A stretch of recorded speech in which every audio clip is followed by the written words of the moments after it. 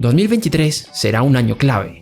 2020 fue un año golpeado por la pandemia, donde muchas economías quedaron paralizadas por las medidas de contención llevados a cabo por los distintos gobiernos. A finales de 2020 parecía que la economía poco a poco se iba recuperando.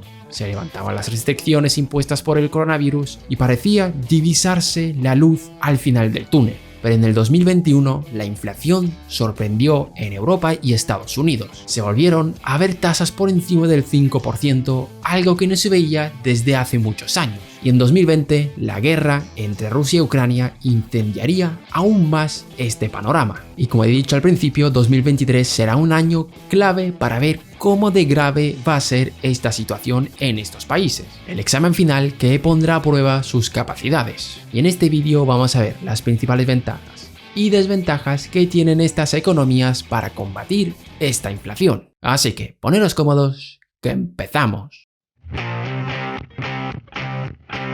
Estados Unidos está mejor posicionada para ganarle la guerra a la inflación. En primer lugar, porque buena parte depende de ellos mismos. Estados Unidos durante la pandemia ha tratado de sobreestimular su economía vía aumento de gasto público y se han pasado de pisada. La gente tenía más dinero vía cheques y otras ayudas y cuando la pandemia empezaba a olvidarse, empezaron a gastar todo ese dinero. Pero por otro lado, también influyó el corte de la cadena de suministro, donde uno de los principales problemas vino por la falta de microchips y la crisis energética que también tiene que ver con la pandemia y los parones en las fábricas. Fijaros en este gráfico, del 9,5 de la inflación, 2,5 viene de los coches, que tiene relación directa con los microchips, 2,1% de la energía y otro 1% de sectores afectados por semiconductores. Y la buena noticia es que en 2022 muchas de estas partidas se relajaron. Los coches en 2021 subieron en un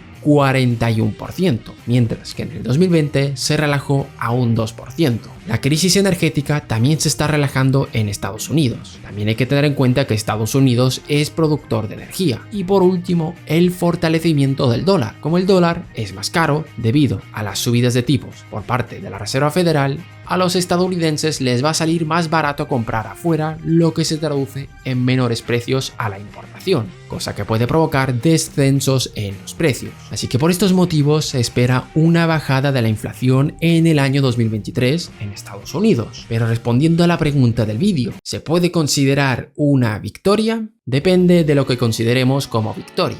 Si por victoria entendemos como que la inflación vaya a bajar, pues sí, la previsión es que la inflación del año que viene esté alrededor de un 3%, una rebaja significativa respecto a este año. Pero si consideramos como victoria, como que la inflación vuelva al objetivo marcado por la Reserva Federal, que es un 2%, entonces no. Se estima que la inflación volverá a tasas de alrededor de un 2% en 2025, es decir, quedarían aún 2 años. Pero a pesar de todo, para Estados Unidos las cosas parecen pintar relativamente bien. Por ahora, vete a saber lo que pasará a lo largo del año. Pero para el otro protagonista, que es Europa, las cosas son un poco más oscuras. Europa, como siempre hemos dicho en este canal, lo tiene mucho más complicado, ya que su inflación no depende tanto de ellos como en el caso de Estados Unidos. Primero, porque en el caso de Europa la energía es prácticamente el único responsable de la subida de esta. El gráfico que estaréis viendo en pantalla lo ilustra muy bien. Esta situación ya era delicada antes de la guerra, pero con el inicio de la guerra entre Rusia y Ucrania las cosas empeoraron aún más. Hemos llegado a ver tasas de inflación del 20% en países como Lituania, donde los residentes del país rural comenzaron a preocuparse por la gran subida de los precios. Y no es el único país europeo con tasas de inflación tan elevadas. Estonia y Letonia son también países que han visto tasas de inflación por encima del 20%, y muchos son los que dicen que lo que ocurre en esos países es un indicador adelantado de lo que pasará en el resto de Europa. Y más de uno pensará que en esos países los ciudadanos deben de estar tirándose a la calle, y lo cierto es que no. En primer lugar, no es la primera inflación elevada que sufren estos países, además de que el pueblo puede que acepte estas consecuencias debido al recuerdo de la brutal ocupación soviética en estos territorios, cosa que les hace aceptar las consecuencias de la guerra y las sanciones. Aparte de esto, tienen una experiencia reciente, en 2008, donde la inflación llegó a un 18%. así que psicológicamente no ha sido un golpe tan duro como uno se podía esperar. Pero vamos a recapitular que nos hemos desviado un poco del tema central. ¿Pueden relajarse los precios en Europa en 2023? La respuesta ya no es tan clara.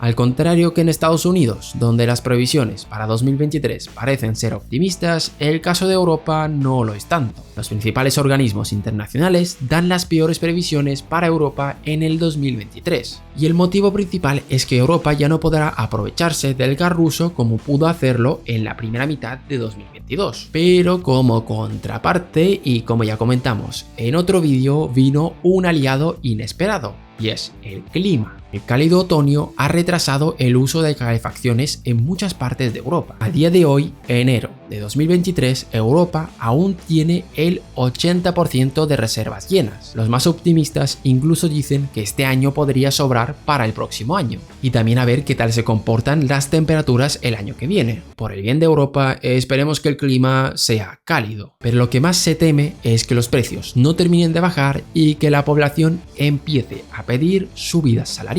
Vale, ¿y por qué esto es problemático? ¿Y por qué no pueden bajar lo suficiente los precios?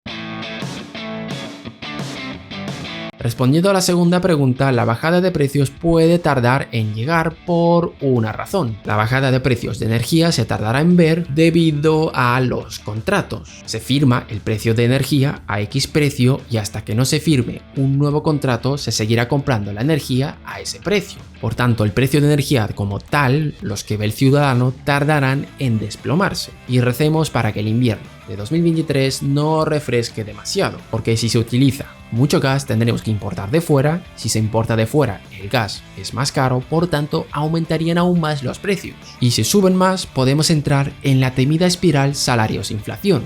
Los trabajadores van a renegociar sus salarios al alza. Cuando digo los trabajadores, suelen ser sindicatos y otros representantes de la clase trabajadora. Esas subidas salariales implican más costes, por tanto subirán los precios y volveremos al principio.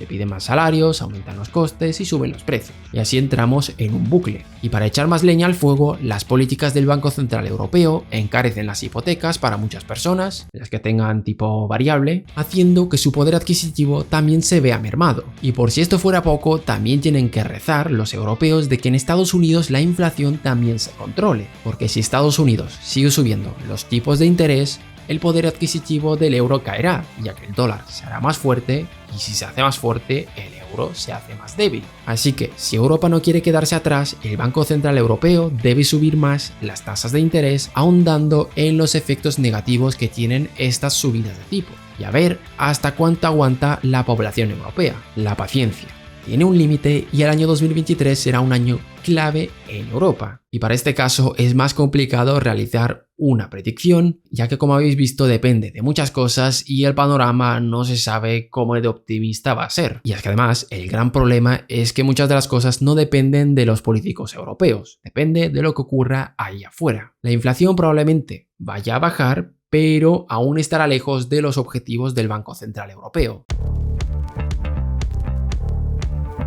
Y hasta aquí el primer vídeo de este año.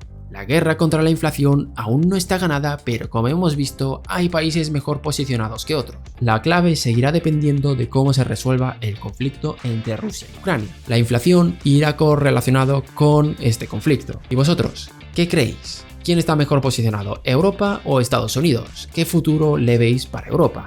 Os leemos en los comentarios, gracias por vernos una vez más. Por cierto, feliz 23 a todos, gracias por todos los que apoyáis este canal, no tengo nada más que decir y nos vemos en el próximo vídeo.